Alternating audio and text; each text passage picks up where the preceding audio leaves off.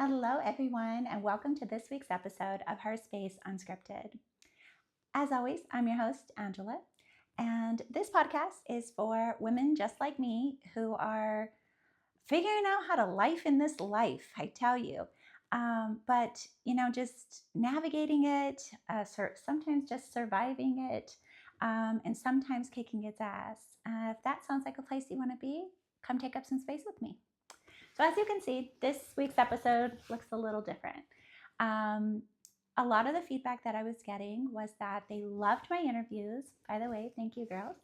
But that they didn't really have an idea of who I was. I guess I kind of jumped the gun on getting everybody to meet all of the amazing women in my life that I forgot to talk about myself. And so I guess that's what I'm going to do. This is very awkward, if I'm being honest. And that's why it looks a little more low budget and a little different because I decided to not have my production team help me with these one-on-one type conversations just because it is extremely uncomfortable. It's really weird to sit in this space with them sitting back there. They're amazing and they're great, but it's a little weird having them sit back there and I'm sitting in a chair, being vulnerable and telling my life story. So I decided to do it a little different and kind of just film myself. So hopefully it turns out okay and it's what you guys were asking for. And so me, who am I? That's a loaded question. No, obviously, I've told you guys a little bit. I'm a mommy. I have two amazing kids. I have my daughter who is actually going to be 16 in 2 months. Ugh. I don't know how that happened or when that happened, but apparently she's pretty grown at this point. My son is my miracle baby, literally. I was not supposed to have any more children. My son was, even to the doctors, considered a miracle baby. I had cancer way back when, and I was told that because I had damage to my uterus and my fallopian tubes and all that fun stuff, children were just no longer going to be something that I could have. And so honestly, I was okay with that. I had my beautiful daughter, and I planned our life for it to just be us two. But God knew I needed that little boy. And he made it happen despite literally all the medical odds. That little boy is alive today and he is healthy. And oh man, is that boy giving me a run for my money. He's 5, by the way. He's 5 now. And my daughter always makes a joke that he is me. He is me reincarnated without a filter. And let's just say the world is not ready for that. And I know I am not ready for that. That kid is he's wild and smart and challenges me. I think he challenges me in every way I needed to be challenged in this life and during this time in my life. He questions everything. When my daughter was growing up, she just kind of took things at face value, right? Like when mom said, don't do that, it's like, oh, okay, cool. Mom said, don't do that. My son, he got questions. He wants to know why. He wants to know what happens if he does. What might happen if he doesn't, right? Like he has all the questions. But I love my son. Like I said, he was everything I was missing and didn't know it. Being a mom is the most amazing thing I've ever done in my life, but it is also the hardest thing I've ever done in my life. My slogan at this point is I'm just trying not to screw them up, if I'm being honest. I don't have a clue what I'm doing. I thought with this one, the second go around, I was like, okay, my daughter's looking pretty good. She's turning out all right.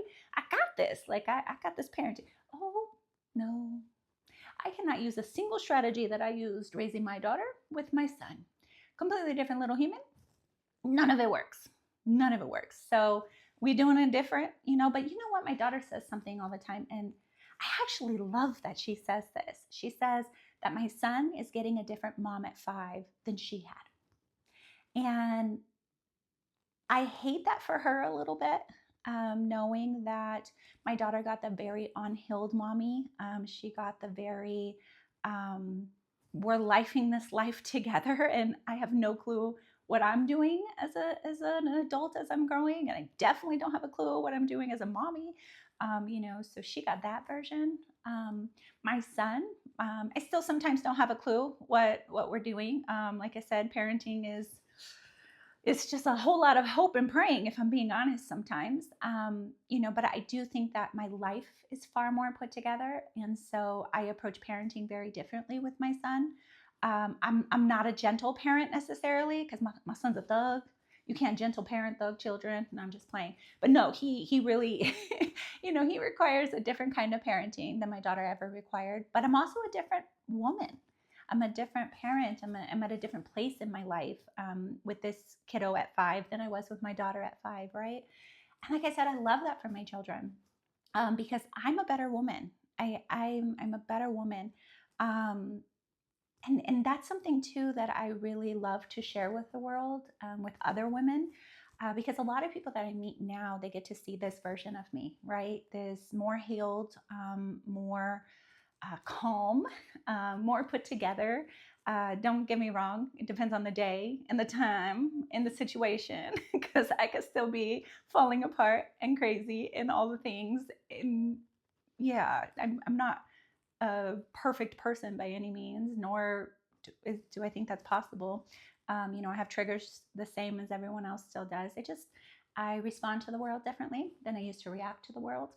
And so a lot of that came from my healing journey. And so I really try to share that with all the women that I have the opportunity to be around, and people in general. It's not even just women. I love to anyone that's looking to see that someone that had a really, really screwed up life can put it back together, and can not only find peace, they can find success, they can find support systems, they can find the true meaning of love. I haven't found a partner. So I am still single, and dating in your late 30s is not for the weak, y'all. It's not for the weak. But what I mean by love is a love for myself, a love for my children, a love for the people that are around me. I get to show up very differently now. And I think that's my biggest thing is I tell anyone that will listen that we have it backwards when we think about women taking care of like their children and taking care of other people. We often put ourselves back in the back burner, right? We often put everything else in our lives first. And that's almost expected. Society expects that, and if you don't, it's like, this lady's selfish. Like all she thinks about is herself, right? Like, don't get me wrong. I don't think putting yourself in front of your kids is what I'm getting at. That's not what I mean. Don't putting yourself first doesn't mean you get to be a shitty parent. That is not what I mean. But what I mean by it is now that I pause and I find time to take care of myself, I find time to nurture myself as a woman. I find things that I'm passionate about. I find things that I want to do in life. I have goals. I have ambition. I have, hobbies that don't involve being a mom or my career, right? I have things I like to do. I'm happier. I'm a happier woman. And so I've always shown up for my children. But now that I have this inner happiness and this inner love for myself and this inner peace that I'm finding, I show up differently. I'm now present when I show up for my kids. I'm now present when I show up for my family and my friends, and the amazing people that I have the opportunity to work with, and just in all my spaces, I've always shown up. But now I show up differently. I'm more present. I'm more eager to be there. I'm not so stressed. I'm not so burnt out, right? I found that, ironically enough, the reason I was showing up so stressed and so burnt out and all of the things was because I never had time for myself. And I never made time for myself, because who does that, right? Like I don't have time. I don't have time for myself, because if I had time for myself, then I would have to have less time to be a mom, or less time to be a friend or a coworker, right? I've learned that it's okay to say no. You ready? You hear that? Like, it's okay to say no. When people ask you to do something and you really don't have either the want or the capacity to do it at that time, it is very okay to say no. And I never knew that. I never did that. I never practiced that. Like, I would take on so much more than I was capable in that moment to take on, just so I didn't have to say no to somebody and let them down or feel like I let them down, right? But now I've realized that me accepting that, whatever that was to do for them or to show up or to be a part of this or to do this or that or the other, when I would show up in those spaces, I was giving them half-ass anyways. And I had like a million and one other things that I was gonna still have to figure out how to do. And I was probably gonna do those half-ass too, right? And so I don't know, it's just finding that balance. And I realized that the balance was I was burnt out. I was tired. I was exhausted. And so finding time for me, finding time to heal. I'm a huge person that believes in therapy. Go to therapy. It is not for the weak. It is not for, no, it is giving you a space that allows you to vent. It allows you to start understanding yourself, your traumas, why you react to certain things a certain way, why you're in like this repetitive cycle, because that was me. I constantly found myself in this cycle, and I never really understood why. They gave me tools, they gave me understanding, it gave me, and it's crazy because you go there and you think like they're gonna give you all the answers, and you end up figuring that shit out for yourself. Like, yeah, they bounce things off of you, and yeah, they help support you, and they help you kind of navigate it all, but you really find the answers for yourself, and it's so rewarding and it's so life changing. It is life changing. I am not the woman that I was, 6, 7 years ago when I started therapy, um, because I put in the work. I figured it out. And let's be honest, therapy is not going to fix you. Like, I've never, I thought that when I started. Like, I remember even at one point being like, okay, Kim, fix me. Like, it's your turn. Like, I told you all my problems and it was time for you to fix me. And that wasn't a thing, right? Therapy isn't intended to fix you. It's intended to give you the tools that when you find yourself triggered, um, in this life, whether it be from trauma, whether it be from, something that happened in your childhood, whatever the reason why you typically are triggered by something that happens, it allows you to, acknowledge that, recognize it, and have the tools you need to support you in the life you are in now. And so, one of the biggest things that I always talk about, that I've kind of channeled on the tool I use, is I figured out that when I'm functioning in my front brain, right? I call that my woman. The woman I am today is my front brain. It's where I function 90% of the time. But as life happens, my traumas and all of those things from my past, I can get triggered. And I call that my back brain. That's my subconscious. It gets triggered. It triggers whatever it is in me. It can trigger body memory. Even sometimes I get like sick, or I get super anxious, or I don't really know why I'm having this reaction. But I've learned that that's my little girl. I call it my little girl. Called the front brain, where I love to be, where I've fought like hell to become this woman in this front brain that is factual, and she understands that all of those things that that little girl gets triggered by, most of it's not even facts. It's not even true anymore. It's where I overthink. It's where I do all my self-sabotaging. It's protection, that's often not actually protecting me anymore, but that's how I survived what I'm triggered by in the past. And so it tells me like, hey, I recognize this. Like, this is how we survived last time. So here, and most of the time it wasn't a very healthy survival. And the woman brain in the front's like, no, we don't live there anymore. Like, we don't have to, we don't have to react like this anymore. We don't have to overthink this. Like, we don't have to be in that space anymore. And I love that. That's a tool that I have given myself through all my therapy that allows me to recognize the facts. As the woman that I felt like hell to be, can now recognize like, okay, little girl, like, we don't live there anymore. Calm down.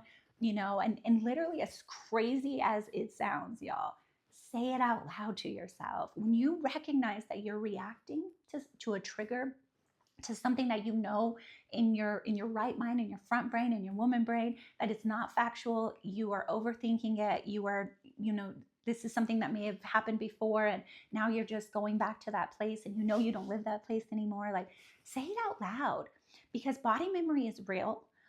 Your brain is processing it, and it works so much better for me if I'm able to process it out loud. And I literally tell myself, like, okay, what are the facts? Like, you're reacting, and what do we know? We know that X, Y, and Z, and we know that you don't live in that space anymore. You know that you're reacting because this had happened in the past, and this is kind of what you're thinking this is, but you don't know that this is what this is. So let's calm down. Let's look at the facts instead of overthinking. Let's remember who the hell you are now as this woman versus the young girl that went through whatever you went through in the past. And I tell you, it's powerful. It's very powerful. And so I'm telling you, therapy, y'all, therapy. It helps, because we carry a lot of that with us. We carry a lot of that with us. I am a survivor of domestic violence. I was in a marriage that was very verbally and physically abusive. Um, and I didn't realize how much that was affecting my everyday life forever. I mean, well past, leaving that relationship, well into my 30s. Even today, sometimes, when I'm dating and, I find someone, I can get triggered, and I can self-sabotage, and I'm so proud to say that I am working on it, and I recognize it now, and I'm getting the tools I need, because I'm now seeing what love really is. I've never really had that experience of, true love, because of my relationship, my marriage. And then after that, I was very unhealed, right? So even when somebody came with good intentions, I couldn't see that. I couldn't appreciate that. I couldn't reciprocate that. So working on myself has truly changed a whole lot for me. But let's be real, I still have my shit. I'm not sure I ever won't have it. I think now it's just a matter of figuring out how to process through it and start responding rather than reacting. And I think that's the biggest change I've had in my life, is I am learning now to respond to things instead of react to things. And sometimes that takes a minute, right? Like, sometimes I have to recognize that I'm not capable in that moment of responding. I am only capable of reacting. And I don't want to react. I want to be able to, respond the way that I know I can and should. And so finding that minute to say, you know what, like, I'm going to take a minute on this one. I'm going to process through it, and I'll come back. I'll come back, and we'll figure it out. But knowing that is a huge step. Let's be honest, I still react. I'm human. And I think that like I said, it's always going to be a part of who I am and my journey. And, I think just little by little, I'm getting better at it. And I love it. I love that. I love that for my kids, because, I think that our kids often, unfortunately, get the shit end of our day, if that makes sense. Like, you go your day and you have all these things to do, and then by the time you get off of work or whatever, by the time everything's done, now you have this small window that you actually get to spend with your kids. And a lot of times it can be stressful. I know my son plays every sport under the sun, so we're literally from one thing to the next. And then, my daughter needs this, or she needs that, or whatever. And sometimes I can get extremely overwhelmed and triggered in those moments.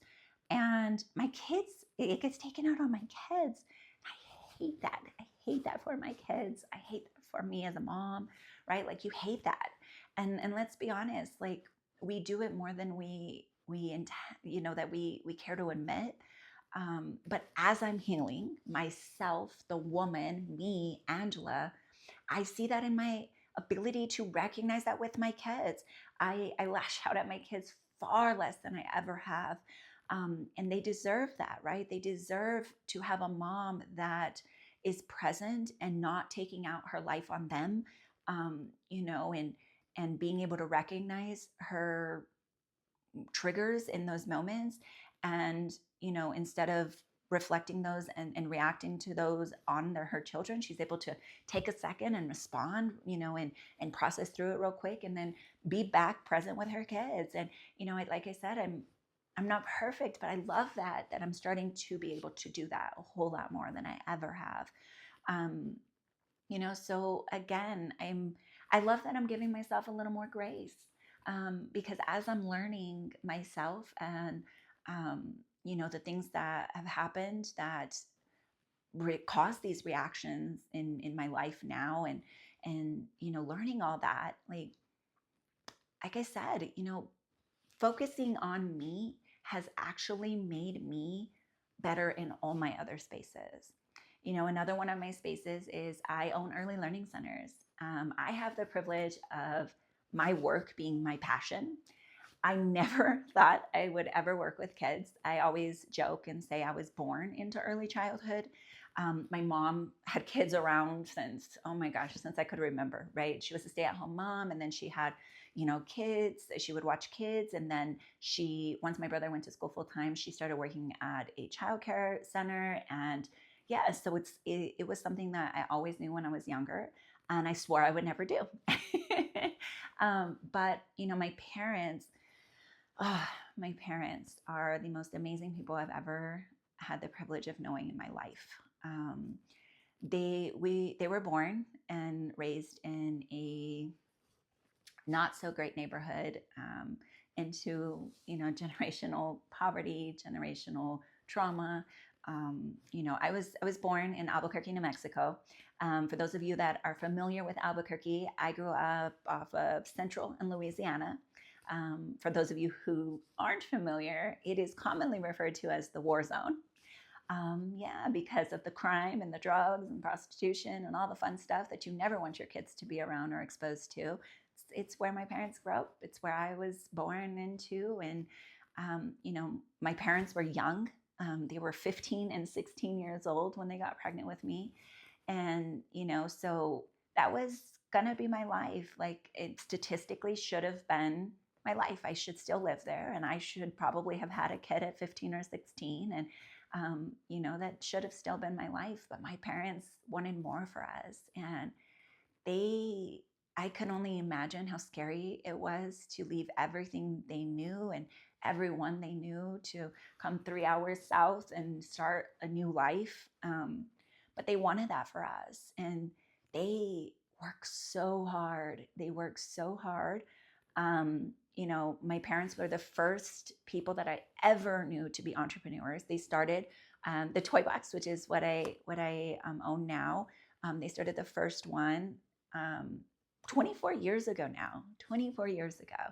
And I didn't recognize how amazing they were back then, right? As a kid, like when they were doing it, it was like, it was cool. I mean, I never saw anybody grow a business or whatever, but I couldn't really appreciate it at that age like I do now.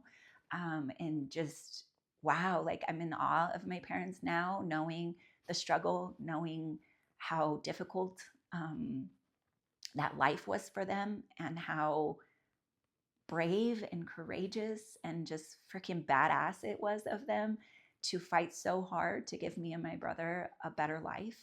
And boy, did it, right? And I look now, and we tell my daughter stories about my childhood, and she's always in awe. Like her eyes get real big, and she's just looking at me like, and I'm like, what? And she's like, Mom, that's not normal. Like, that's scary that as a kid, this and this and this, or, and to me, it's like, bro, calm down. It wasn't that bad. But honestly, when I think about it, I'm like, I would never want my kids to have been in any of those situations or seen any of those things. And they don't. They don't live that life. And that's God, right? Like that is so powerful and so amazing. Because that's what we all want, right? We want our kids to have better lives than we had. And so my parents made sure they took those steps, and they gave me and my brother a far better life than they had. And now here I am giving my kids a better life than I had. And it's just amazing. It's amazing to be able to witness and see. And I'm so thankful to my parents.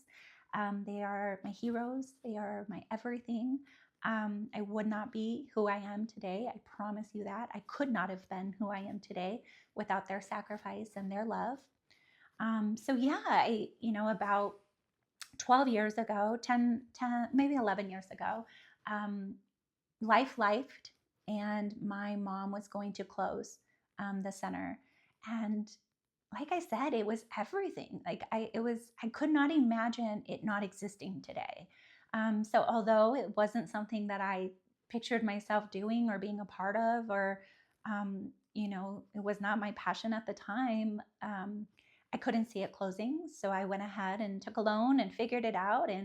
And here we are, fast forward 11 years later, and we have expanded in a huge way. I now have over 300 kiddos in our program. I have the privilege of working with about 80 amazing women that share my passion and are just, oh, they're so incredible. I watch them with our kids, and the love and the knowledge and the intentional, you know, the intentionality they have with these kids and these families to really just make a difference and make sure that these babies grow into the best little humans possible. It's so inspiring. It's so encouraging, and I'm so blessed that I get to work with them every day and witness it and grow it.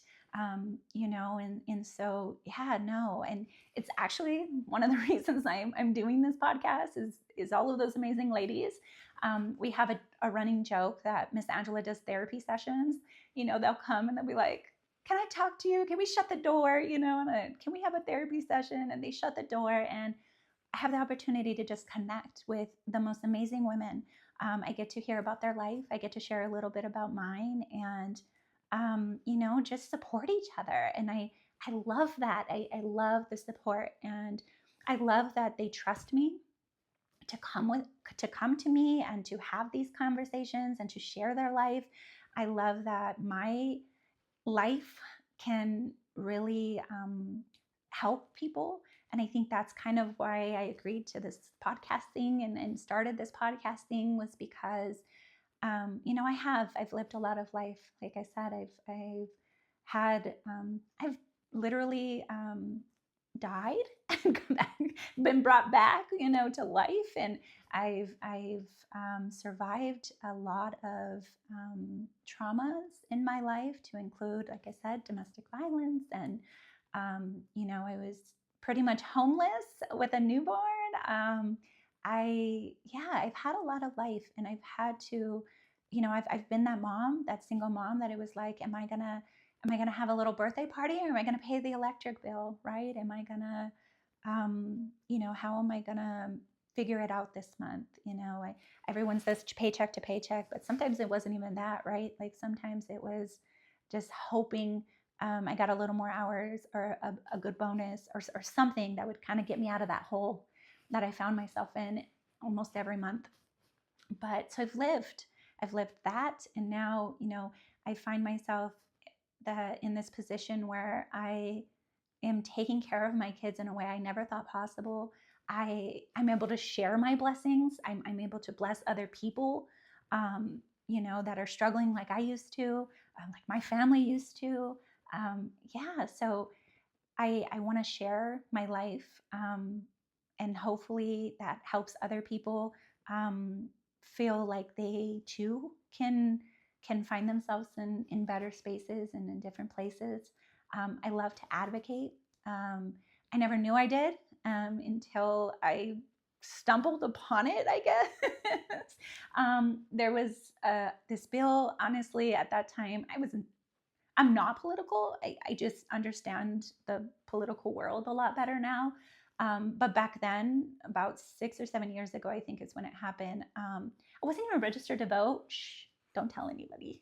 But I wasn't. I didn't know anything. I didn't know what a bill was. I didn't know how things got done politically. I didn't know how policies, I didn't know any. I didn't even know where our money came from. If I'm being honest, I just knew there was this reimbursement rate for childcare assistance, and this is how I got paid, right? I didn't know any of these things. I didn't know how families qualified. Like I didn't know any of these things. And so there was this bill about putting all 3 and 4 year old children in New Mexico in public schools. And my parents started asking me about it because they were very concerned that they weren't going to be able to bring their kids to me anymore.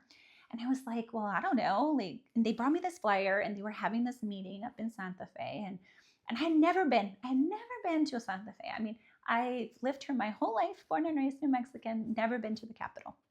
And this flyer was there, and I'm like, okay, well, I guess let me go ask them questions because I don't know how to answer the questions. My parents are freaking out. So let me go ask them, and maybe I can bring back some answers. Long story short, I got up there, I started asking questions. As I mentioned, was not a political person. So apparently my questions started really upsetting a lot of people, but they were honest questions. They were real, like on ground floor questions, like, how are you guys going to transport children that are that young? They need car seats. Are you going to put them on buses? How's that going to work? What kind of aftercare are you guys going to provide? What kind of how are you going to take care of their potty training? The most of these kiddos, when they enter at 3, they're still not potty trained. Are you guys going to be having to be licensed? Like all these questions, like normal people questions. Well, I thought they were normal people questions, but apparently it really upset a lot of people. I didn't know what any of this was. I ended up talking to a lot of people. I met a lot of amazing people that were advocating for children. They were advocating for early childhood. They were advocating for me, and I didn't even know it. I had the opportunity and the privilege to just meet a lot of people. And I remember that year is when I met Daisy. That's when Daisy and I met. She was exactly the same. She heard the same thing about that bill. Never been up to Santa Fe for any of this stuff. It was kind of ironic. We always laugh and say it was destined to be, right? Because we live 45 minutes from each other, and we had no idea each other existed until we went up there. And in that moment, it was like, hey, like, you're down the road for me. You're down the road for me. And we just ended up talking about this, and we ended up working together on this bill to really just bring voice to it. One of our legislators, we finally found out who our legislator was, and she's just like, the best way to educate everybody on this and why you think it's a bad idea is to just start bringing people to explain why it wouldn't work for them. And we have a lot of people. We gathered a lot of people. Long, I keep going, long story, but that's where it all started. We ended up, that bill never ended up heard. It didn't end up happening. And what we were told when we started was like it was a done deal. It was a very well funded bill. Like it was backed by a lot of important people, and it was kind of this done deal. And so seeing that our voice could make an impact, and seeing that all of these decisions were being made for us up there without us, and we had no clue, no say, it really fueled us. It really fueled me. It made me realize that although I didn't have time, if I'm being honest, to advocate or to be a part of that world, I had to make time, and I had to figure it out, because it was so important to our program, to our children, to our families, that we really made sure that their voices were being heard in these spaces, and us as educators were being heard in these spaces. And so fast forward, to 6, 7 years later, and Miss Daisy and I have founded our own nonprofit, and it's an advocacy group, and it does community services. It's called Full Circle. And what we do is exactly that. We advocate. We sit on a lot of different boards now. And, as Miss Daisy mentioned, she was appointed by the governor to lead the advisory council. I was chosen to be a part of a collective. It's called the Early Learning Collective. It is funded by the Bezos Family Foundation. I am the current chair. They picked 7 people, local leaders, they called it, from across the nation. And I was appointed and then voted chair. It is a collective of 7 organizations across the nation.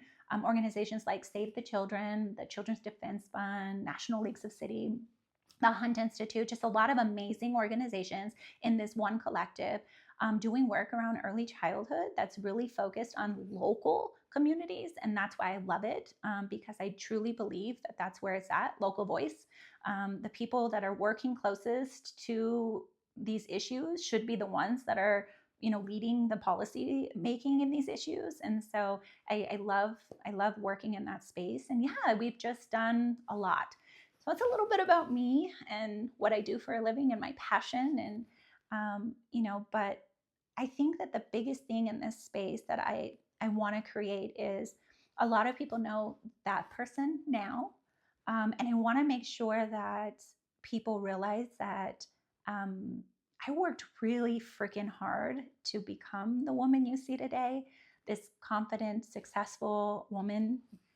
And even sometimes on my worst days, and in these days, on my worst days, I feel about this big and unhappy and unseen, because I've had a life, I've had a journey, and I'm still, finding my happy, and I'm still trying to navigate life when it lifes, and I'm still a single mom. I'm still trying to date now at 37, about to be 38 next week. You know, it's all just a part of the journey. And I think that that's what's important to me, to share in this space, is those vulnerable times in my life that I have had to overcome and I've had to figure out to become who I am, because apparently who I am inspires a lot of people, and they see this confident, amazing woman, and I love that because that is who I am now. I'm this confident and amazing woman, but I also work at being her every day. I sometimes have to remind myself how far I've come, and who I am now. A lot of times I have imposter syndrome. I didn't even know that was a freaking thing, but apparently you get this imposter syndrome that you don't deserve the life you've built, or like you don't belong in the spaces that you're in. And I've had to overcome that, and still sometimes to this day I have to remind myself, like, girl, you worked hard as hell to get here, like you deserve this, you belong here. And so I want to share that with all of you that might be feeling that way. I want to share that because a lot of you might be where I was and might be feeling defeated. You might be feeling like you're in this hole that you're just never going to get out of. You might still be in that marriage that I was in, literally fighting for your life every day and just scared to leave, scared to see what's on the other side. So if I can help in any way, any of those women in any of those spaces, I hope I can. So keep tuning in and having these conversations. Please engage with us. Send us messages. If you don't feel comfortable commenting, comment, because I want to be able to connect with you guys. And I think the best way to do that is you telling me your story, telling me where you're at, telling me who you are and who's listening and what you guys want to talk about, what you might want to hear more about. So that's, again, why I'm doing this solo interview and just sitting here talking my head off in a room by myself, is because I was told that I needed to share a little bit of that side of me. So I hope this is what you guys meant. I hope this is, helpful. I hope this connected. I hope this was received well. But I thank each and every one of you, and I will see you guys next time. Thank you so much for tuning in.